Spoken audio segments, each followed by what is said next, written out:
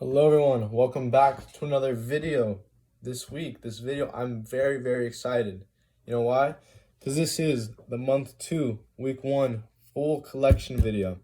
I'm going to be going into detail about how I made all this money, see one, but if you look around, there's a lot more cash. And I also teach you how to do online orders as well, and how to use the Cash apps to also make more sales. So we're going to go into the more details later, but for now, we're just going to go right to the collection. But for those of you who don't know, my name's Luke. I sell chips and drinks at school, and I really appreciate if you hit the like button, hit the subscribe button. It really helped me out a lot. Without further ado, let's get right into it. So what I did was I separated all these stacks into stacks of 50, so each one is 50. So this is like a 15 ones, that's why it's a lot thicker. So we got 50, hundreds in fives. So that's 100 right there, 2 stacks. This is 100 or 50 and 10, so 150. Another 50 and fivers, bunch there. And then we're up to 200. And this one's a mix of some 20s. So as you can see, that's 40. And then there's 2 fivers, so that's 50. So 50, 100, 150, 200. That's actually crazy. 250. And then we're not even done yet. This one, it's not 50, it's $35 stack because I ran out of fivers and 10, so 35. Wow. So 50, 100, 150, 200, 250, and then 185. We have some quarters. So 186, 187, 188, or sorry, 288. And 289, and that's just in cash. I did the calculations, so I also made, I don't know if you can see that, but $43.25 in money apps online. So let's do that. 289 plus 43.25.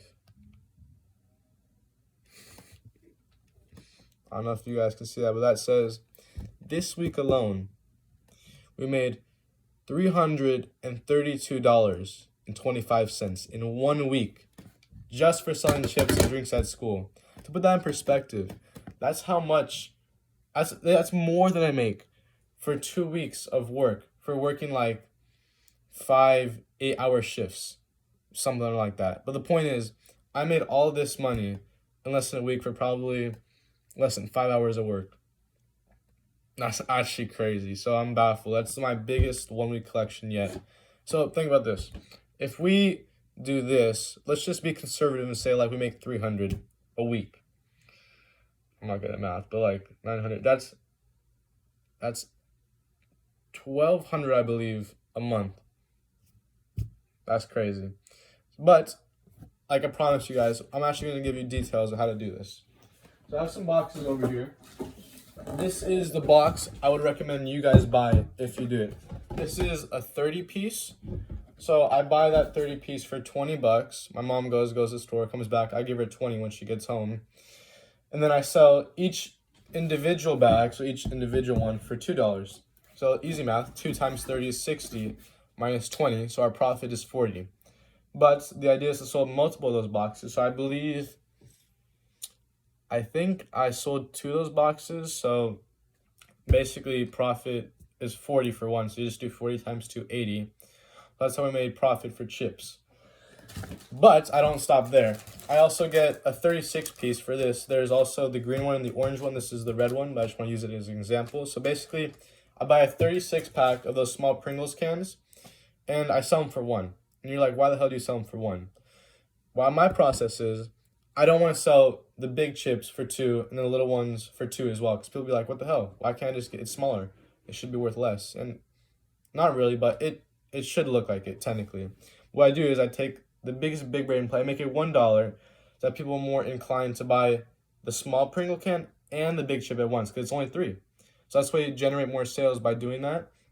So basically my tip is have a smaller product and sell it for less than the bigger one.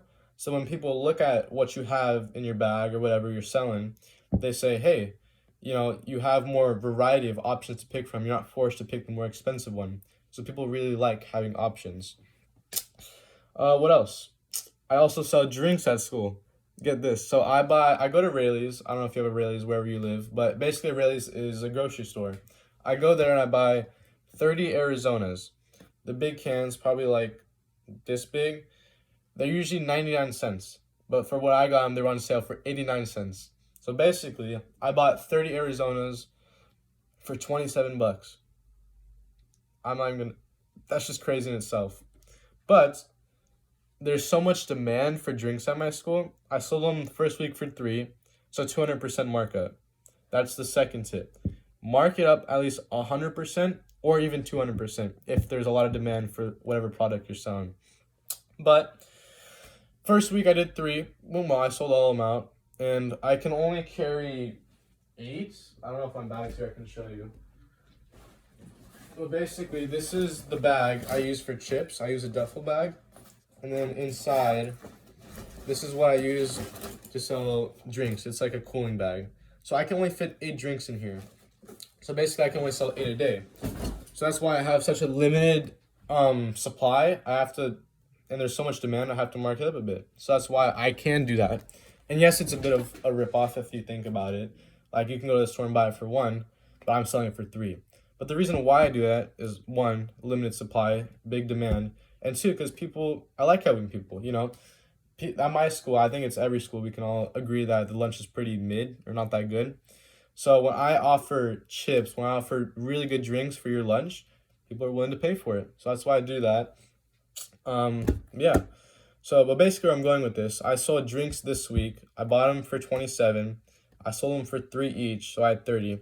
30 times 3, 90. Minus 27, I believe that's 63. I might be wrong, but I'm pretty sure it's 63, 60, 63 in that range.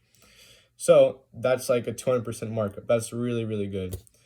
So that's where my big money maker was. So let me get my calculator. Let me see what I'm up to. So I already established that I sold 2 of these, so profit is 80 plus the Pringles. So I bought a 36 pack and I sold them for 1 each. So my profit was 21. And I sold 2 boxes of those, so 21 times 2. Shoot, 21 times 2, don't judge me. So it'd be 42, I know. So 42 plus 80 plus 63 for the profit of drinks. And then, yeah, and that's pretty much all I sold. That don't make sense. No, I messed up. What else did I do?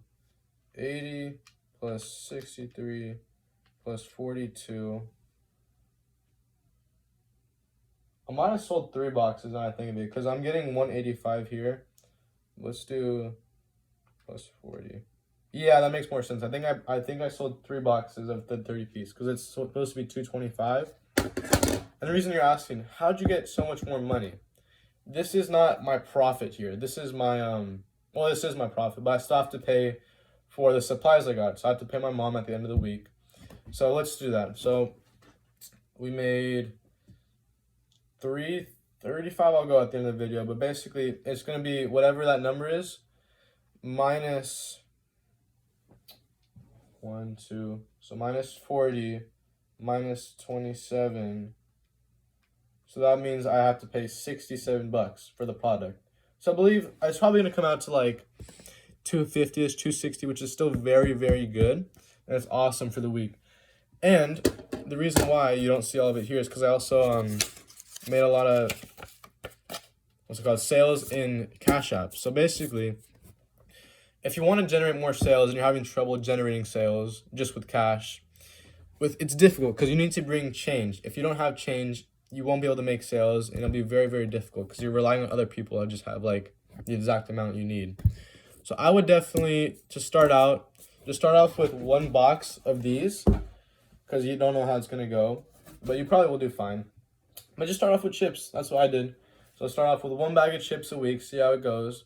But bring $10 of change to start with, $10, $15 of change. And then if you get really good at it, like me, not trying to brag, but if you get really good and you start expanding that little business of yours, I would definitely start bringing $20 and change a day.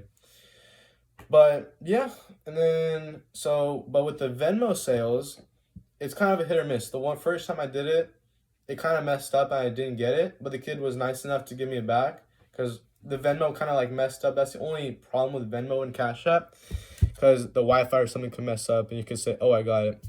But the way to avoid that is literally just like you'll get a notification, so you know if you get it or not. Or like, let's say you're still like not sure if you got it. Make sure you can see like the person's phone while they're doing it, if they're really sending the money to you. But most of the time, people have integrity and they send you the stuff or the money. So, but with Venmo and Cash App, instead they give other people a way to pay. People like variety. That's what I'm going here. People love variety. So if you give them another way to pay, they'll be like, "Oh shoot, I don't have cash on me." But like, you take Venmo or you take Cash App. If you do, if you have it, then you say yes, because then that it gets you so much more sales. So please, please, please, get Cash App, get Venmo for your sales at school. And the way to do that, if you get overwhelmed by the idea, it's not that difficult. You do need to have a bank account though. That's necessary. Or you can have like, I guess you could have your parents' bank account. I don't know if they let you, but I don't have my own bank account.